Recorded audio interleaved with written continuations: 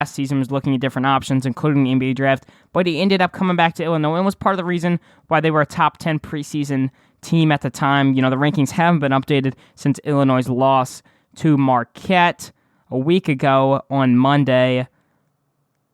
I do think this Illinois team, though, they're still talented. I think they have to do a little bit of, team chemistry and stuff because they lost AO last season, but they should be able to move on to the championship game. I wouldn't be shocked if they're still ranked, though, because Marquette, they've been going on a tear, especially if they end up beating St. Bonaventure. Marquette, a sneaky good team under Shaka Smart.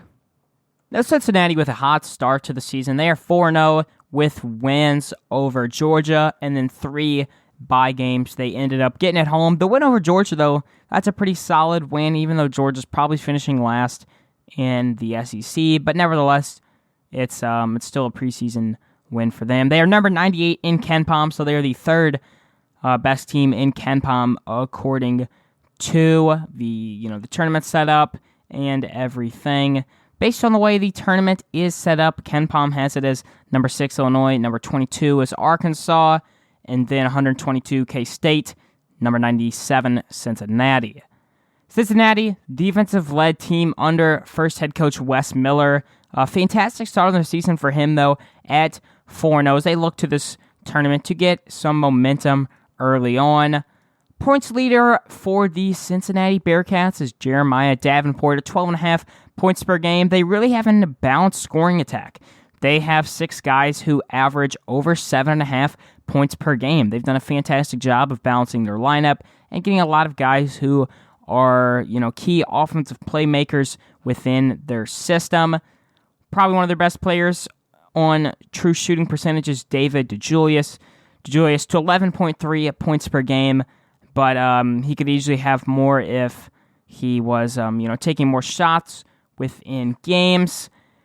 He is their backup point guard, backup shooting guard, so he doesn't start, but he plays a lot of roles there. Abdul, you might remember him, Mississippi State. He plays a little bit of center for this team. Like I said, though, Jeremiah Davenport, their scoring leader, he's their starting power forward. At shooting forward, they got John Newman. Shooting guard, Micah Adam Woods. Micah Adam Woods averages 7.5 points per game, but he's your assist leader at 4.2, even though he's shooting guard.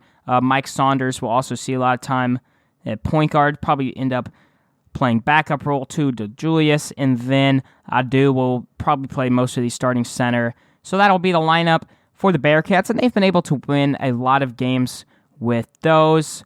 For the Bearcats to, make some noise within this tournament, they've got to be able to stay true to their defense and really force the other team to take awkward shots, but don't let them, hang around for too long. It seems like when you watch their film, they're playing long defensive sets, so the offense almost has to get rushed back in certain situations.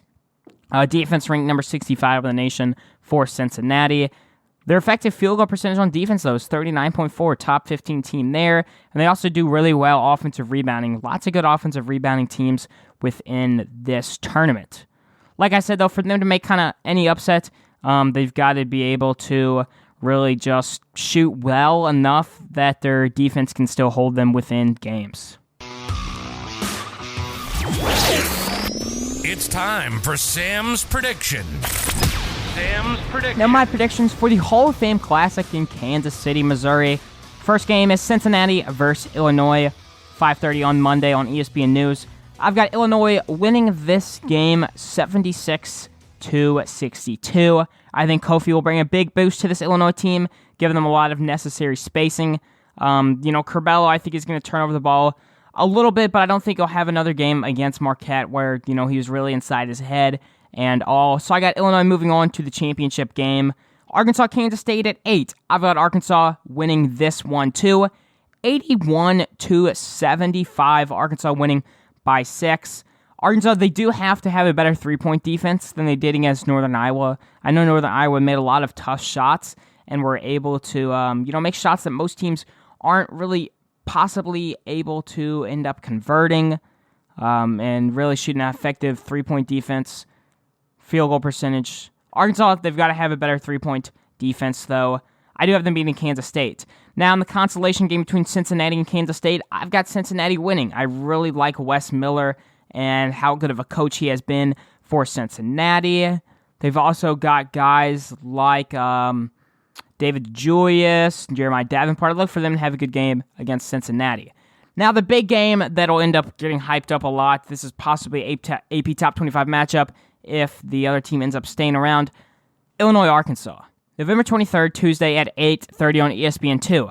Assuming Jalen Williams plays for Arkansas, I got Arkansas winning this one 73-70. Jalen Williams will be a huge boost for the Arkansas offense. He's a key distributor despite being a 6'10 center, and he's also been able to rebound well along with Au'Diese Toney. I do think Chris Lykes and JD Note will be able to score a lot in this tournament, especially if they get the 3-ball going. Illinois, though, I feel like they've struggled a lot. Still forming a team without Ayo, and is Corbello the answer point guard is a huge question for them, but they still got guys like Trent Frazier that Arkansas will have to stop with Devo Davis and such. But I got the Hogs taking this tournament. Now, I also have another episode out today recapping the Alabama football game, so make sure to check that out. On Tuesday, tomorrow, I will have a preview of the Missouri football game out, and then I'll be recapping this whole entire thing next Monday. It'll be a little bit later. As always, though, y'all know the deal. Woo pig suey. That's all for today's episode of All Hog Sports with Sam Stimson. Make sure to stay tuned for the next episode covering all Arkansas Razorback sports. If you enjoyed today's episode, please subscribe and leave a 5-star review on Apple Podcasts. Follow us on social media too. On Twitter and Instagram at All Hog Sports Pod. Like on Facebook at All Hog Sports and Arkansas Razorbacks Podcast. And on YouTube at that same name. Thanks for tuning in to today's episode. Go Hogs!